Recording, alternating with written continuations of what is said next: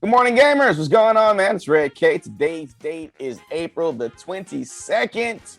So glad to see you guys here. I'm the loneliest wolf by choice. You like always extend the intro, and I'm just like, I don't know when to come in anymore. You're like, it used to be like, I'm Red K, and then I'm like, I'm the loneliest wolf by choice, and then you go through. You're just like, it's Red K. Today is the blah, and then the blah blah and blah. And I'm just like, is it? And then you stop, and I'm like, oh, it's my time. I think I'll stop after the date. The date's important. I think so. Okay. From now on, after the date is I'm all less you. important than the date. I get you. I feel you. I'm less important than the date. I mean, as far as gaming news go, you know what I'm saying? Well, why don't you say the date before you say who you are? I'm talking to HR after this. That's a good point. I'm talking to HR. It's a damn good point. I'm gonna take that into I'm gonna do that. You're just like, I'm Red K. Today's then. Oh, God. Good morning, gamers. Today's date is April the 22nd. I'm Red K. I'm the loneliest wolf by choice. I think that went well.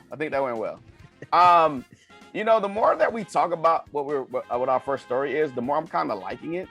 So, like I'm seeing like several applications where this could be kind of useful. So, Sony has a patent out that's going to let the AI play your games for you. I don't like it. What happened? I don't like it. So like we already watch games. Now we don't have to play games either. We can have them play for you. So the patent described is giving players the option to let an AI clone take over their games. No, they have that. It's called a movie. I might as well just watch a movie if that's the case.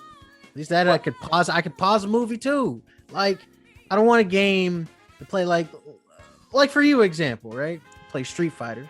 You don't play serious a lot of times. Let's say I don't play a game seriously, right? It learns that I don't play seriously, so it starts playing like that. And then if I'm really actively trying to win and something comes up and I gotta leave, then the game's like, all right, time to play like trash. And it plays like trash and I lose and I'm not gonna be happy. According to the patent, the method involves assigning a default AI profile to the player, which starts off with a generic set of behaviors. As the player plays a game multiple times, the AI will study their behavior and apply it to the AI profile, meaning over time, it will start to make similar decisions as the player makes. So that's kind of like there was the AI in, speaking of fighting games, Killer Instinct. Yeah. Yep. KI had. Where they had their will play like you and run matches for you. A lot of games actually, there are a lot of games actually did that. Some racing games have that same thing where you race against like Forza. a AI version of the racer. Like I think Forza and Forza Horizon do that.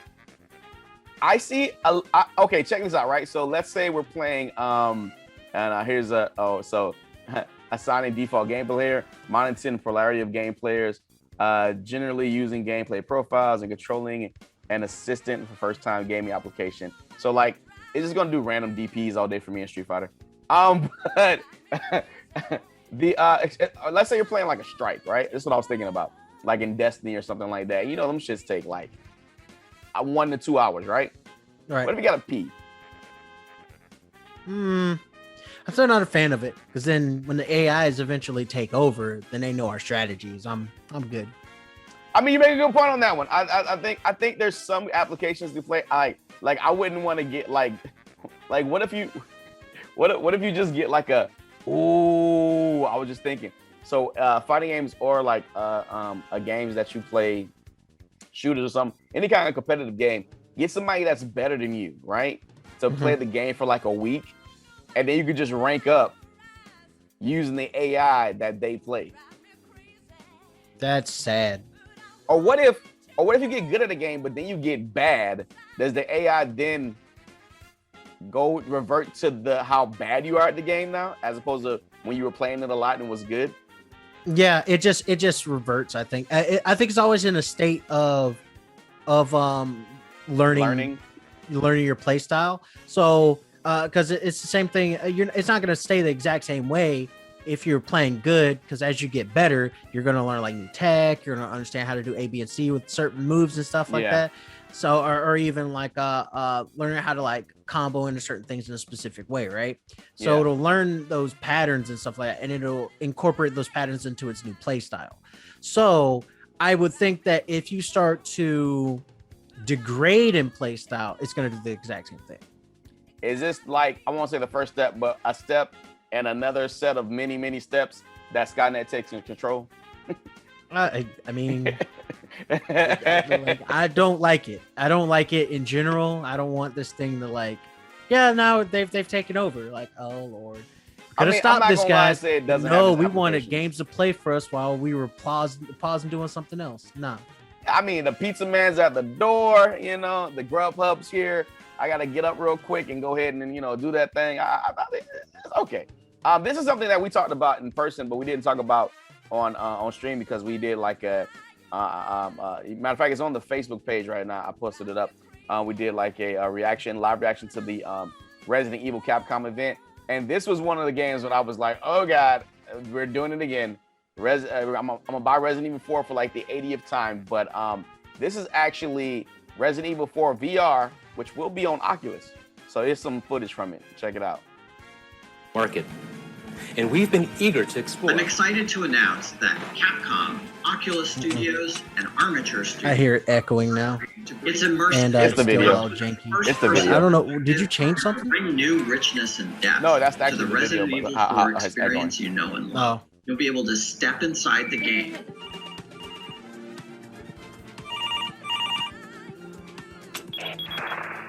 The most obvious differences All right, that's between pretty cool. playing RE4 I don't like that. and on console. Real person and then fake ass Leon Kennedy on the right side. Like 2. Will you be able to play RE4 from Leon's first-person perspective?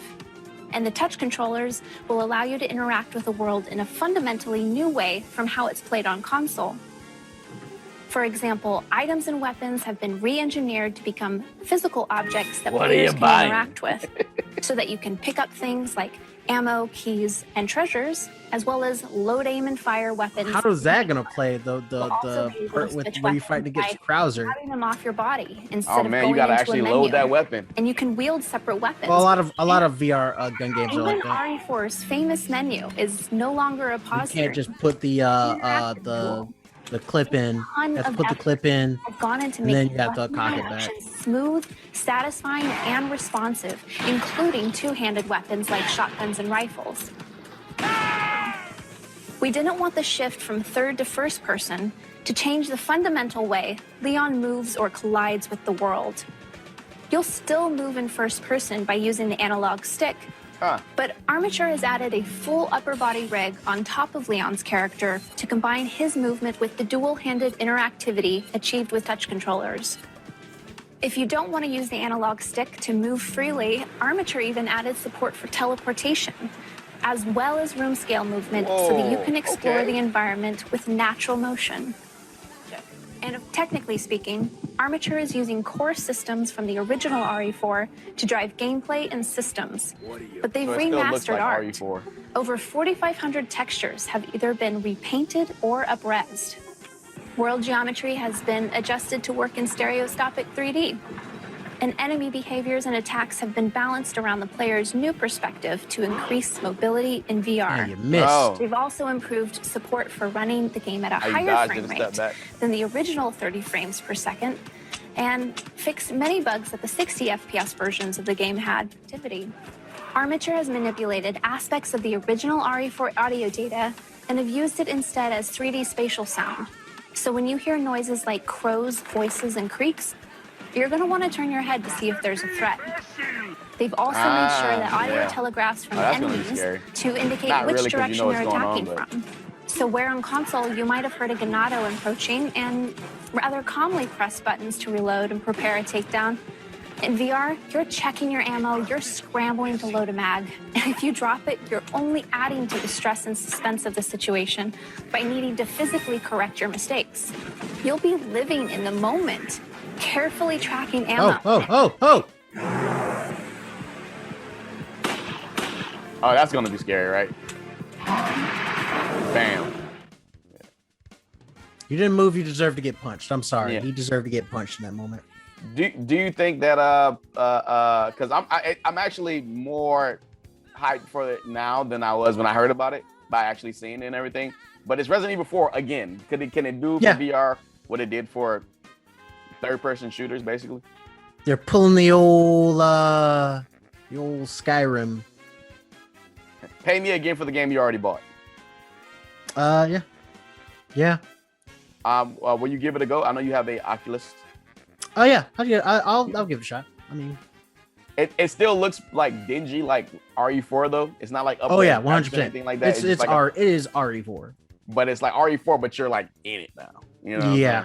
Yeah. So I mean, there's cool. a few things I'm curious of how it's gonna play, like browser fights, all the quick time event stuff. Like, how's that gonna go? QTEs, exactly, right? Yeah, I'm wondering more about that than anything. We got this game has been meaning to come out for like literally decades. It's Phantasy Star New Genesis. People have been playing the first Phantasy Star for literally decades. I remember Phantasy Star came out on the Dreamcast, first time we had online, with basically three maps. There was 3 maps to this game, and constantly playing those 3 maps. But this looks like a graphical update, moveset update, just everything's updated. I'm not sure if the same deal is going to be with Game Pass, but it is coming out June, so it's going to be free to play. So I'm definitely going to check it out. And for the first time, was it 2 weeks ago? Yeah, because it was a year ago. For the first time, it was actually able to play in America. Do you have any history? It looks with the game really whatsoever? Good. Do you have any history with this game whatsoever? A little bit. I didn't really get into Phantasy Star because I didn't have a Sega system.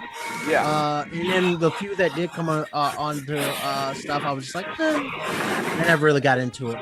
So it looks interesting, but I don't really know much about the Phantasy Star like series that much. Yeah, it's basically third-person co-op,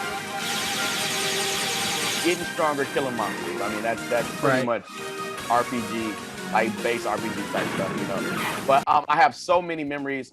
With the Dreamcast, with Phantasy Star Online, you know, it's like I wasn't able to go online because I didn't have like a plug. But when I did find people that could go online and saw like how everything like opened up and stuff like that, it was pretty like mind blowing. Of course, like the movements, like you start off very slow and then like you get faster and then you get more moves as it goes on and everything like that. And then you have different loadouts, build outs. Pretty much all the always online RPGs like have their history somehow started from Phantasy Star Online. And the game has just been ongoing. People, especially once it got on PC, you know, it's been ongoing for, you know what, since 2002, I want to say.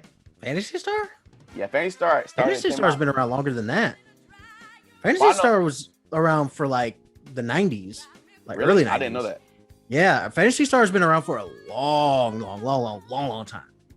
Man, like I said, my first time being introduced to the series was the Dreamcast, so that's my it was before Dreamcast.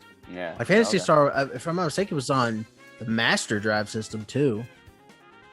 Yeah, it was a different kind of game though. It wasn't like the online, because there was no online thing, right?